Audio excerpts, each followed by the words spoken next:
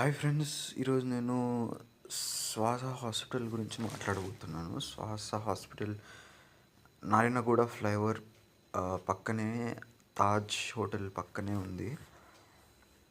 ఇదొక పెద్ద waste. Last year అంటే నేను ఇప్పుడు intermediate second year, last year first ఇయర్లో ఉన్నప్పుడు నాకు ఈ హాస్పిటల్ని కన్సల్ట్ అవ్వడం జరిగింది. He gave me I used his medicine around 2 to 3 months. He gave me high dosage of 500 mg, which I was supposed to use it. According to him, I was supposed to use it 3 times, and he gave me around 10 tablets, and none of them worked. అంటే ఒక్కటి వేసుకున్నా కూడా 1 inch కూడా పనిచేయలేదు. ఇంకా ఎక్కువైంది కానీ పనిచేయలేదు. Please don't go to Swasa hospitals. Doctor name is Vishnu ముసలైన. అసలు ఆయన పెద్ద కమర్షియల్ మైండెడ్, మనీ మైండెడే.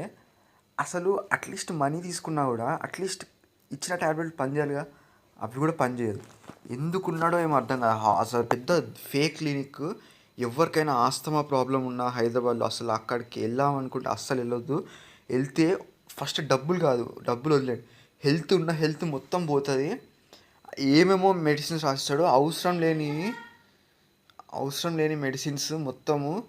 అవి వేసుకుంటే ఇమ్యూనిటీ పవర్ మొత్తం పోతుంది.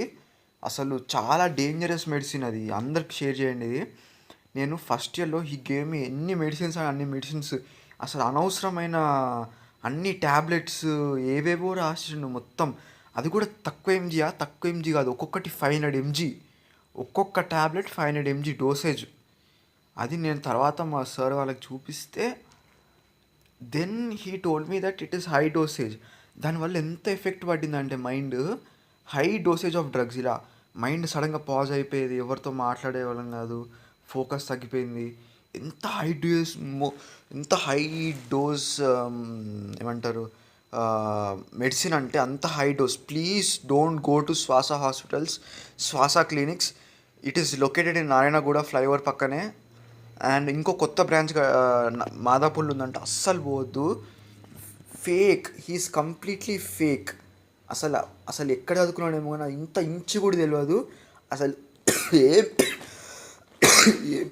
ఎగ్జామ్ కూడా చేయలేడు, ఏం చేయడు, బేకార్. నేను ఇంకో వీడియో పెడతా, మొత్తం ఎక్స్ప్లెయిన్ చేస్తా. అస్సలు పోవద్దు. ఇంకా చెప్పాలంటే ఈయన మీద కోర్టులో కేసు వేయాలి, హైకోర్టులో.